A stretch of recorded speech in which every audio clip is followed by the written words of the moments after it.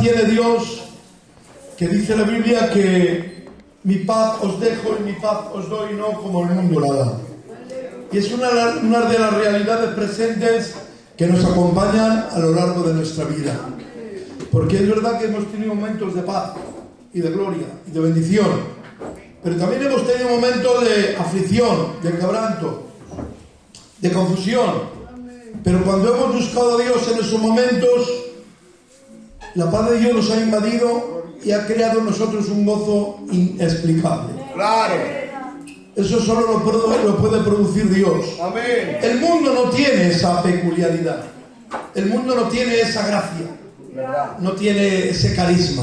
El mundo da lo que tiene. Claro. Confusión. Pero Dios tiene paz abundante. ¡Qué bueno! ¿Cuántos creen en este Dios que tenemos? Que levanten sus manos. Que digan amén. Y bueno, yo voy a traer una palabra breve para no cansarles mucho y desearía que la palabra del Señor se haga hueco en nuestro corazón. El otro día comentaba, cuando subía a ver las cuentas, y decía, qué bien, qué alegría, que podemos estar cada día en la presencia de Dios reunidos, como la iglesia del Señor, que dijo, yo edificaré mi iglesia. Cuando empieza la iglesia, empieza con una fuerte persecución increíble. Claro. Increíble. Amén. En el siglo I, Nerón, que era el rey en ese tiempo, persiguió a la iglesia hasta la saciedad. Sí, Señor. Huían las gentes de Jerusalén. En Roma, cuando llega el Evangelio, huían de Roma y se metían en las catacumbas. Pero sin embargo, como el Señor dijo, yo edificaré mi iglesia, la fe de la iglesia primitiva fue excepcional, fue maravillosa. Amén. No había quien la derribase, porque destruían una iglesia y salían 10. Persiguieron a los cristianos en el siglo I por Nerón, y encima Nerón, que quemó Roma, echó la culpa a los cristianos, que habían sido ellos, porque les tenían como locos, fanáticos religiosos extraños. Sin embargo, la persecución propició de Roma y de Jerusalén, donde gobernaba Roma, que lo gobernaba todo el mundo conocido, propició que el Evangelio se extendiese más, porque donde huían allí predicaban. En los pueblos que entraban allí anunciaban la palabra. Y si destruían una iglesia, las iglesias iban creciendo. Fíjense qué fe habría en aquel tiempo, que a los cristianos les apresaban y les llevaban a los circos romanos como títeres, como para reírse y disfrutar de su muerte. Pero sin embargo ellos, como sabían en quién habían creído, aún me imagino que con el dolor o con el sufrimiento, pero no sin fe, de tal manera que les llevaban a los circos romanos. Está en la historia. He dicho que tengo que ir a Roma, y he dicho que tengo que ir también a Grecia. No me falto, pero quiero ir a ver el Partenón, porque ahí están las huellas del siglo I de nuestros hermanos en Cristo, que allí murieron en las fauces de los leones y en la espada de los ¿Verdad? ¿Y qué pasaba?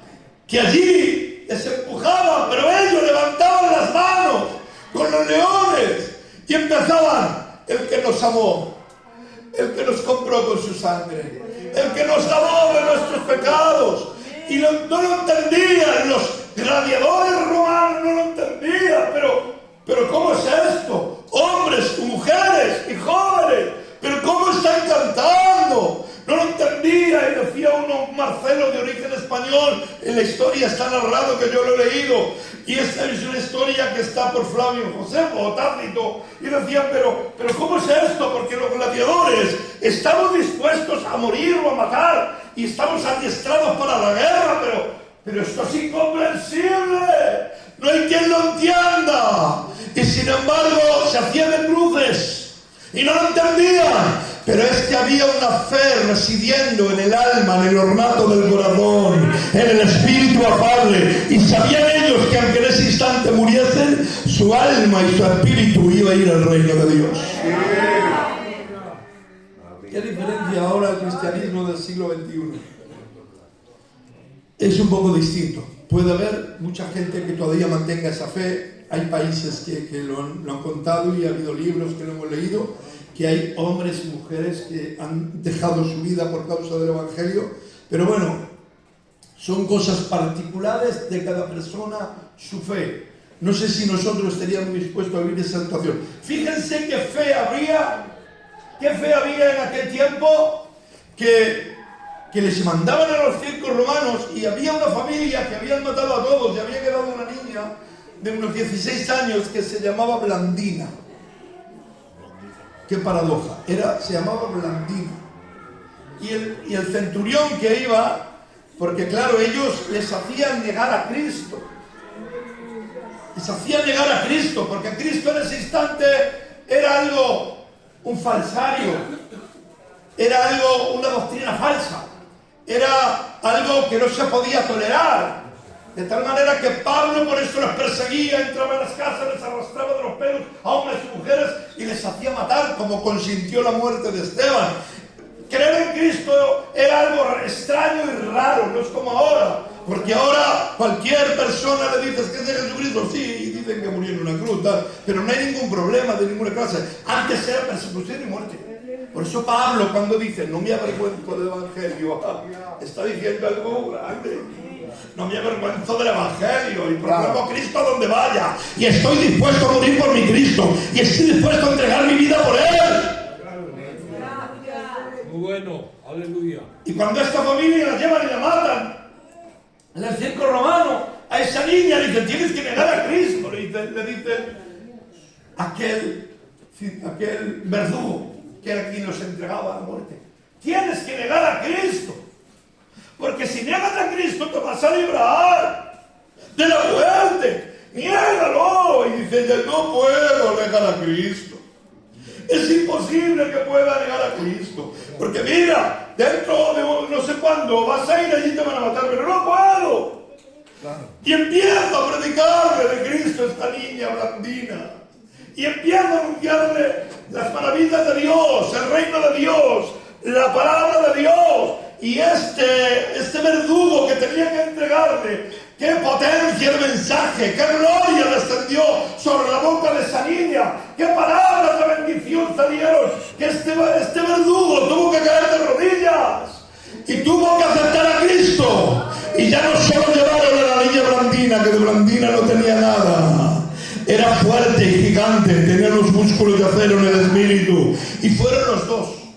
Este hombre se entrega a Cristo y van los dos a morir en aquella arena del circo romano. Persiguieron la iglesia hasta la saciedad. ¿Saben cuántos años tuvo perseguida la iglesia? 400 años. Hubo 10 persecuciones. Empezó con Nerón en el siglo I, pero terminó en el siglo 325 por Constantino el Grande, que es el último de los emperadores, pero fue perseguida en toda Europa. Pero sin embargo dijo el Señor, Pedro, tú eres Pedro, porque todavía los discípulos dudaban, porque no sabían, porque el Mesías era algo escondido en el Antiguo Testamento, pero no lo veían. Ese tiempo de gracia, esa muerte del Mesías, Daniel habla de la muerte del Mesías, y creían que esa profecía, un día hablaremos de esta profecía de las 70 semanas, a ver si puedo. Daniel habla de la muerte del Mesías, pero no sabían de la gracia. Y dice, ¿quién dice la gente que soy yo? Pues no sabemos, Elías o Jeremías o alguno de los profetas. Dice, ¿y vosotros? ¿Y vosotros? Él ya sabía lo que pensaba, pero quería que se descubriese realmente por una revelación quién era él. Y vosotros, y Pedro recibe una revelación de Dios, el Espíritu Santo, el Dios Padre, no sé cómo, le dio una revelación y dice, tú eres el Cristo, el Hijo del Dios viviente. Entonces, en ese momento los discípulos se enteran realmente, porque el Señor le dice, bien dices, Pedro, lo que has recibido no ha sido de carne y de sangre, no te lo ha revelado carne ni sangre, ha sido mi Padre que está en los cielos. Y le dice, y tú eres Pedro, tú eres Pedro, y sobre esta roca, no está hablando sobre Pedro, la Iglesia Católica dicen que fue el primer papa, es una falsedad teológica. Tú eres Pedro, y sobre esta roca, sobre lo que tú has dicho, que tú eres el Cristo, el Hijo del Dios viviente, sobre esta roca edificaré mi iglesia, y las puertas del Hades no prevalecerán contra ella.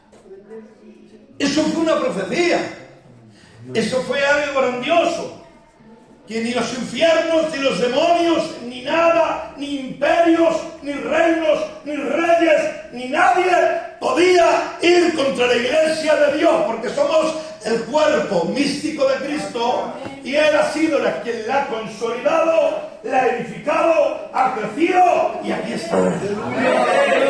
¡Qué bueno! ¡Aleluya! No han podido las persecuciones, no han podido los imperios, no han podido nada ni nadie. Y hoy podemos gritar a voz en cuello, somos hijos de Dios. ¡Amén! Somos la iglesia de Dios. ¡Amén! Somos la que compró en el Calvario cuando dijo, consumado es. Y el velo del templo se rasgó y hubo como un terremoto, porque allí se despertó la gloria de Dios. Amén. Y no ha cesado. Y no ha cesado. Aleluya. No ha cesado. Y encima, para postre, nos dijo que Él volverá. Es cierto que no ha venido todavía. Pero ¿a quién ha decaído esa fe? ¿Quién dice que Cristo no volverá? ¿Hay alguien aquí que diga que Cristo no va a venir? ¿Hay alguien que no tenga la fe? Esta fe poderosa que tenemos, que cada día venimos aquí con problemas, con circunstancias, con depresiones, con estrés. Y a veces sin fuerzas. Claro. Pero sin embargo levantamos nuestras manos. ¡Claro! Y llevamos a Dios. Y no se nos quita la fe. Se ha hecho parte intrínseca de nuestra existencia. Y lo despertamos por la mañana y le damos gracias a Dios. Y creemos en el Dios que vino en carne y estuvo entre nosotros. Esa es la fe del creyente. Claro que sí. No podemos vivir de una manera apática, cabizbaja, porque eso es lo que quiere el enemigo. Las puertas del Hades no prevalecerán. Estaba hablando que no puede la iglesia, no puede nadie derribarla.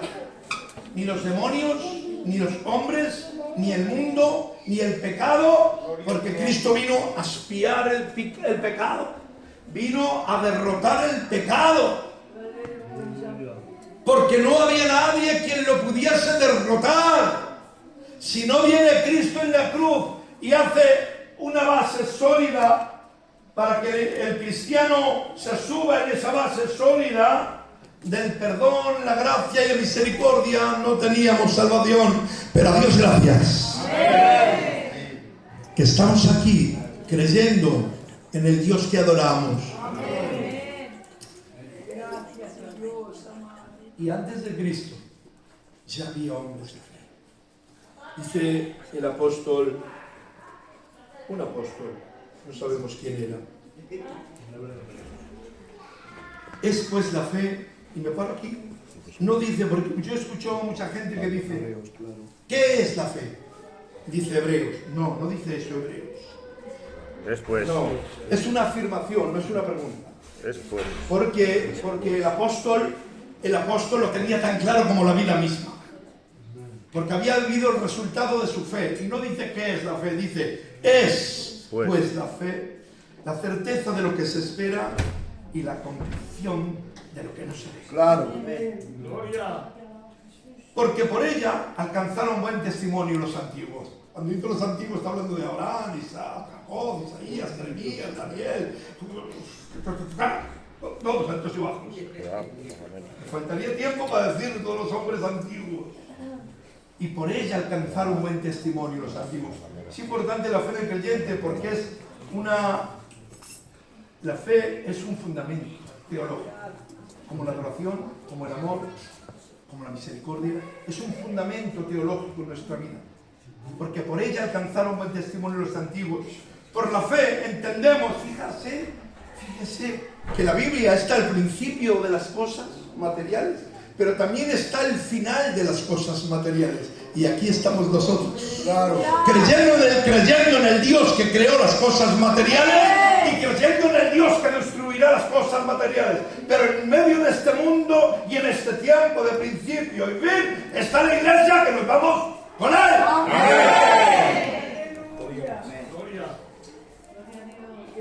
Por la fe entendemos haber sido constituido el universo por la palabra de Dios. De modo que lo que se ve fue hecho de lo que no se veía. Claro. El otro día me compré un libro en una librería que dice un señor que, bueno, es tremendo. No puedo leerlo por falta de tiempo. Estoy ahí. Que es nuevas pruebas, evidencias científicas de la existencia de Dios. Y se basa él no en Jesucristo, porque él sí, él es católico, pero no se basa ni en su creación ni en su doctrina, en su fe ni en su doctrina. Él se basa porque nosotros creemos a Dios por la fe. ¿Cuántos creen en Dios por la fe? Que digan amén. ¡Claro! Pero nosotros no somos científicos. Nosotros no sabemos cómo se ha hecho este universo, cómo está el sol ahí. Pero los científicos que estudian, que saben, que tienen material para saber cómo funciona el universo, han tenido que claudicar y han dicho, según este señor, que el universo en el que vivimos tiene una creación inteligente. Sí, señor. Que no se puede, que es imposible. Y no habla ni de Jesucristo, ni de Buda, ni de Confucio, ni de Mahoma, ni de nadie. Él habla de un ser inteligente que ha creado el universo. Porque todas las cosas que rodean a nuestro planeta, en este caso, son casualidades. Casualidades que tenemos el Sol. Ha sido la casualidad. En otros mundos, en otros planetas, los soles, las estrellas explotan las supernovas, explotan universo porque van envejeciendo, pero sin embargo la Tierra está ahí el Sol. Dice la Luna, que está con una inclinación de 23 grados, está imperfecta porque es la que controla las mareas y los océanos, y si estaría menos inclinada de esta manera, nos inundarían los océanos. Buena suerte. Y así serían una suerte esto, claro, una suerte esto, una suerte esto, una suerte esto. Y dice como que vas a comprar tú la lotería, y la lotería te tocan, compras en un décimo y te toca. Te compras mañana y te toca. Vas a Valladolid, te compras en un décimo y te toca. Te vas a Burgos y te toca. Y qué suerte, qué suerte. Idiota, será alguien de las loterías que va detrás de ti dándote el número que va a salir, que ya lo sabe. No hay más. Una mente inteligente que te está dando el número para que te toque. Claro. Porque que te toque la lotería 2 meses seguidos. No es normal. ¡No es normal! Pues esto dice que es más o menos parecido, que es una suerte. Pero sin embargo dice aquí, ¿qué dice aquí? ¿Qué dice el verso? ¿Y qué dice? Por la fe entendemos haber sido constituido. La palabra constituido es construir las cosas con orden. Por la fe entendemos haber sido constituido un universo por la palabra de Dios, de modo que lo que se ve fue hecho de lo que no se veía. Amén. Esa fe la tenemos nosotros. No nos hace falta estudiar ciencias, ni astrología, ni nada de eso. Nosotros sabemos de tal manera que la Biblia, que escribió Moisés, el primer verso de la Biblia, en el Pentateuco, en el libro del Génesis, no intenta explicar la existencia de Dios, porque para él era una fe tan genuina, había hablado con él, le había explicado todo, y cuando escribe el Pentateuco, dice en el primer verso, en el principio Dios creó los cielos y la tierra. No intentó explicar la existencia de Dios, porque para él era algo evidente y normal. Es como si tú le intentas a uno explicar a uno qué es un coche. Un coche tiene ruedas, tiene volante y un motor. Y te dice, hijo, ya sé que es un coche. No me lo tienes que explicar. Pues más o menos, si Moisés intentaría explicar la existencia de Dios, los hombres dirían, que ya sabemos que Dios vive, que existe, que ha hecho el cielo, la tierra, el universo, que no me vuelvas loco, que ya lo sé. Por eso nosotros tampoco nos intenten convencer de la existencia de Dios. Nosotros decimos taxativamente, con una fe genuina, con una fe profunda, porque lo vivimos, porque lo sentimos, porque lo vemos. Dios creó el universo, la tierra, los cielos, los mares, los ángeles, los arcángeles, los querubines, creó el ser humano, creó el reino de los cielos, creó la tierra. Bendito sea nuestro Dios.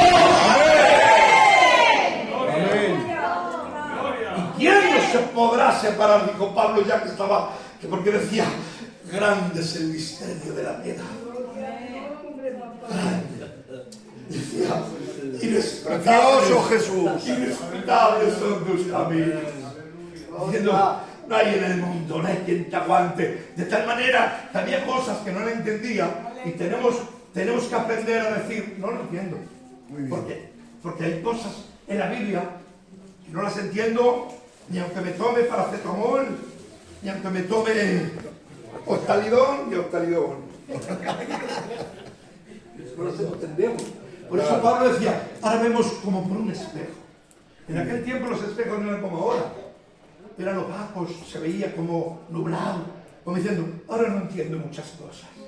Ahora no entiendo, pero eso no me quita la fe. Eso no me roba la esperanza.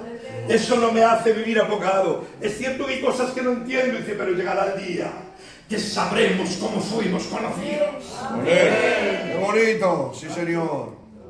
Por la fe entendemos haber sido constituido el universo por la palabra de Dios. De modo que lo que se ve fue hecho de lo que no se veía. Dice, ya empezamos con la fe. Por la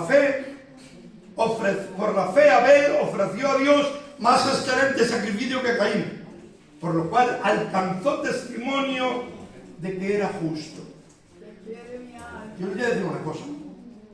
Tenemos que, a ver si podemos intentar dar ese testimonio de justos.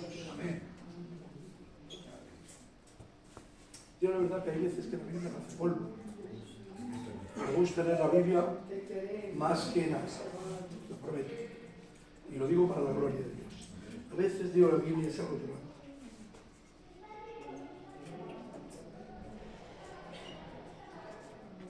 Porque no me viera justo. Y cometo muchas cosas que sé que a Dios a veces no le agrada. Claro. Pero que tenemos que intentar. Por eso el Señor deja al Espíritu Santo para que nos guíe. Y deja a Jesús a su diestra para cuando la iglesia tenga alguna dificultad, vayamos con nuestro corazón inclinado, buscando su misericordia. ¿Y sabe lo que va a hacer Dios? Perdonarnos y edificarnos y levantarnos. Amén. Gloria. Por lo cual alcanzó testimonio de que era justo, dando testimonio de sus ofrendas. El testimonio de su ofrenda. No lo hacía de una manera rara o extraña.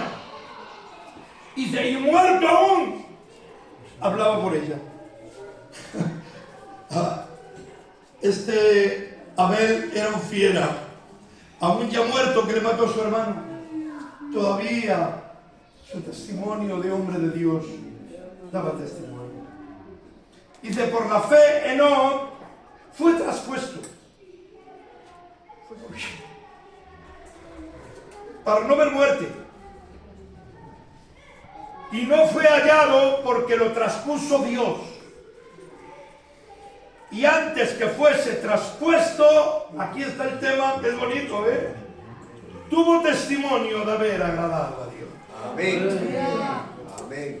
¿Cómo se llama este jambo? Enoch. Está un Enoch. Y tuvo testimonio. Antes de ser traspuesto, es decir, antes que Dios se lo llevase, dio testimonio de que agradó a Dios. De haber agradado a Dios. La iglesia también va a ser traspuesta, lo dice el capítulo 15, verso 55 del libro de la primera carta de Pablo a los Corintios. Y en un instante, dice,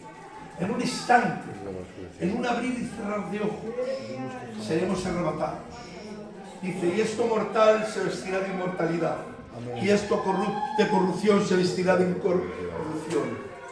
Dice, y dirá, sorbidas la muerte en victoria. Y le dirá la muerte, muerte, ¿dónde está tu victoria? Y saldrá una voz del cielo que dirá, te ha vencido el Rey de Gloria.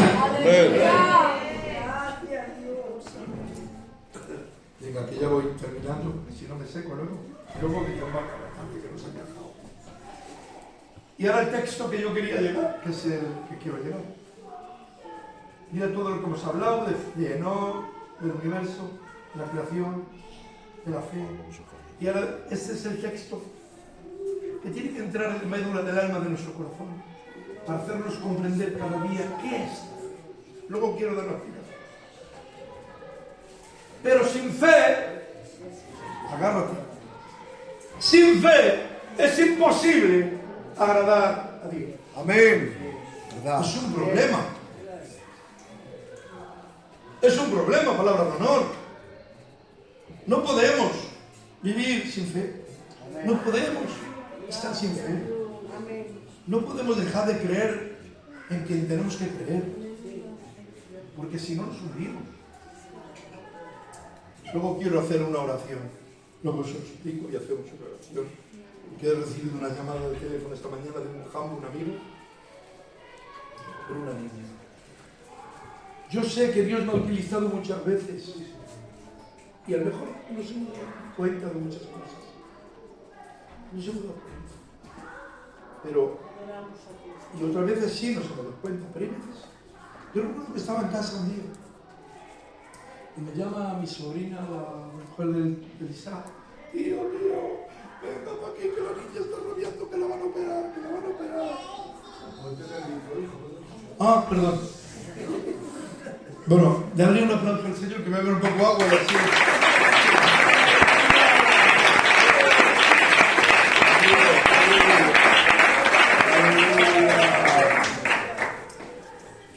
Que el Isaac no está, que no está. Bueno, la niña la ven por allí, en la urgencia, la veo llorando. ¿Qué te pasa? Es que me duele mucho. La cámara me dejaba entrar. Y ya entré por dentro. Digo, venga, vamos a oramos para ella. Se calma. Dice que ya le iban a meter al quirófano. Se calma. Viene la médica. Mira, ¿qué tal está? Bien. Vete para casa, hija. Y cosas de esas nos han pasado muchas veces.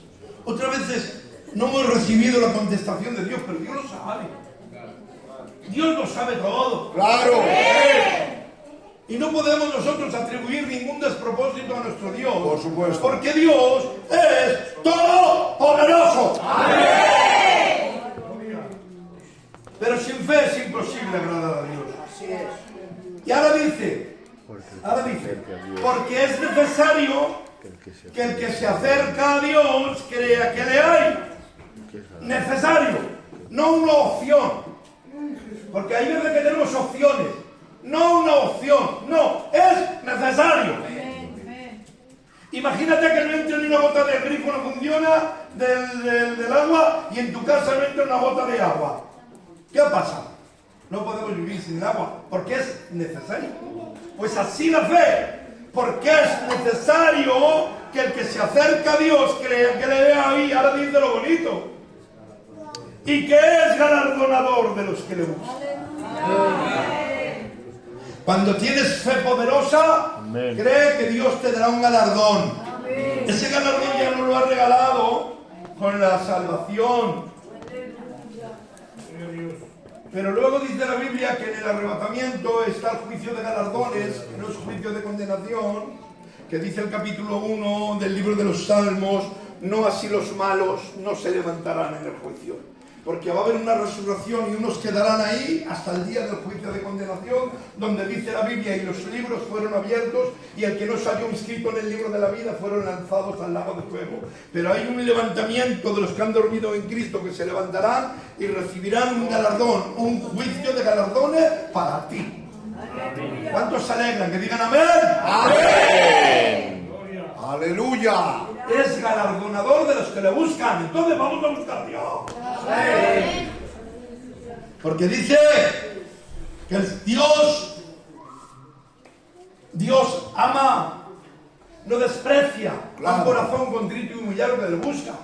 Y dice que busca a Él verdaderos adoradores que le adoren en espíritu y en verdad. Pues, hijo mío de mi vida, si Dios nos busca, yo voy a donde está.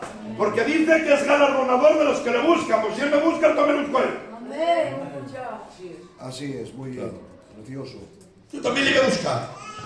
De verdad. Por eso, hermanos, la fe es un fundamento.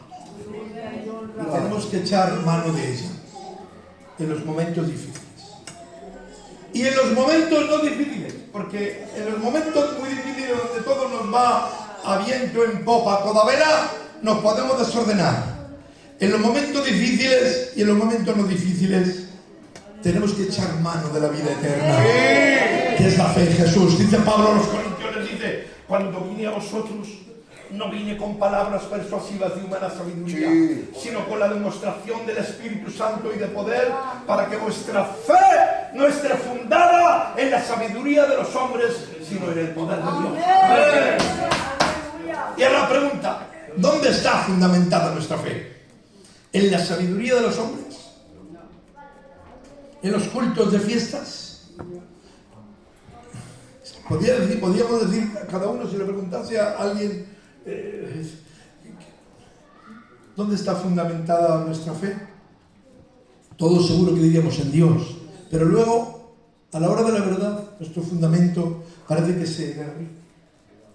Empezamos como el Salmo 73 dice Asaf: por poco deslizan mis pies, por poco resbalan mis pasos, porque tuve envidia de los animales. La envidia entró a saco a su corazón y le hizo ver que él, ante esa gente estúpida, porque eran malos. Leer el Salmo 73, eran gente deplorable, y vio a esos deplorables, perdonad por la expresión, vio a esos deplorables y sintió envidia por eso, y se desplomó su fe. Dice: pero entrando en el santuario de Dios. Por eso hay veces que necesitamos el santuario de Dios. Necesitamos la gloria de Dios. Amén. Para que la fe nuestra que tenemos en este Dios tan maravilloso, que ya llevamos toda la vida, vamos ahora a flaquear en la fe. Vamos a flaquear en la fe. Y además, dice Pedro, el capítulo 1, versos 6. ¿Qué es? Por ahí. La primera carta de Pedro, capítulo 1. Nada más, leemos todo ese capítulo, que precioso. Dice que somos guardados por el poder de Dios mediante la fe. O sea, que cuando hay una fe poderosa, creer en el Señor en medio de las circunstancias, hay un poder que te guarda. Aleluya. Hay un poder que te aísla. Amén. Porque ¿sabe qué dice la Biblia? También Pedro, que el diablo está alrededor nuestro como león rugiente buscando a quien devorar. Pero si estás mantenido en la fe, con un fundamento estable, dice que somos guardados por el poder de Dios mediante la fe. Amén. Que revienten los demonios. Amén. Que pase lo que pase, seguiremos al Dios que creemos y al Dios que tenemos y al Dios que esperamos. Un aplauso para el Dios nuestro. ¡Amén! En el nombre de Jesús.